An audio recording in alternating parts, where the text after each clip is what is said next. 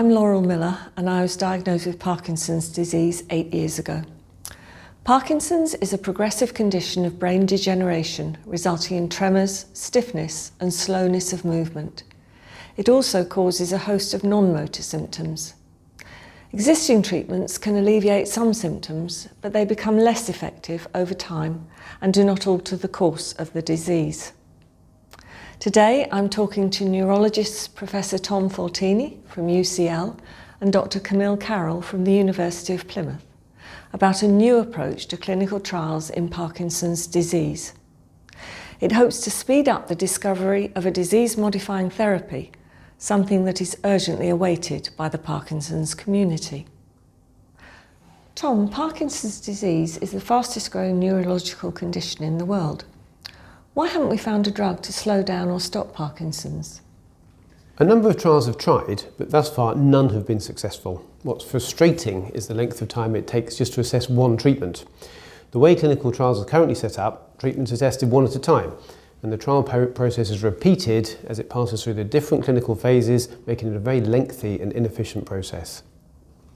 How could we speed up this process? Well, we currently have a large number of exciting potential treatments for Parkinson's that urgently need to be properly evaluated.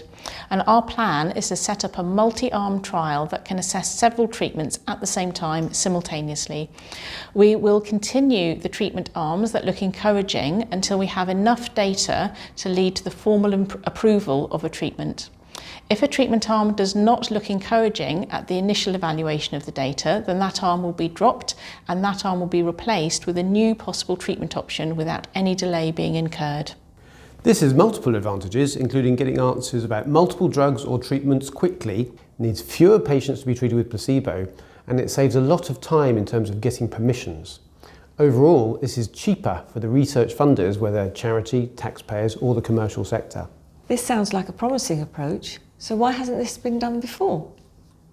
With this type of innovative trial design, there are lots of decisions that have to be made, such as which patients to involve, which treatments to select, how to measure whether a drug has helped, how long to wait to give that drug a chance to work, and how many people to involve in the study. The priorities of patients are also really important. They need to be recognised by the doctors, the research funders and the regulatory authorities, as they are the ones who make decisions about whether a drug has passed the safety and the efficacy requirements to then be made available to some, if not all, groups of people with Parkinson's.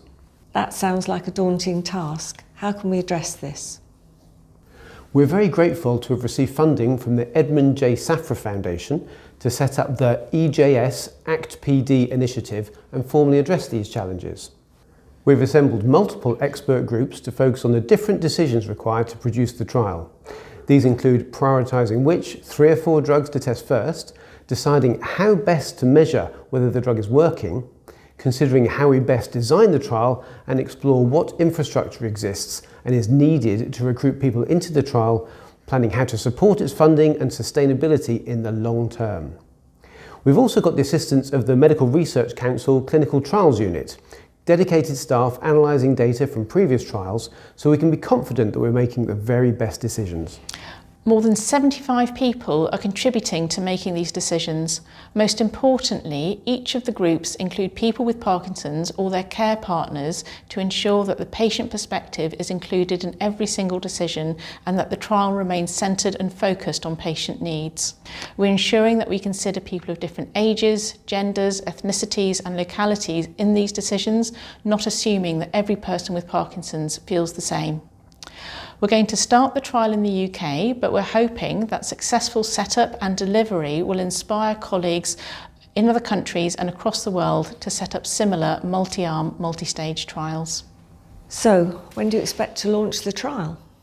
We're hoping to have secured funding for 3 or 4 different drug arms, as well as the core team required to run the trial, so that we can get all the permissions in place and open the trial across many sites in the UK to recruit in 2024.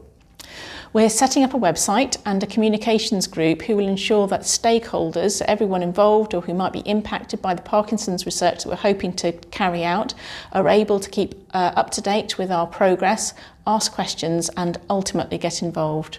And if anyone wants to keep updated with our progress in the project in the meantime, they can follow us on social media.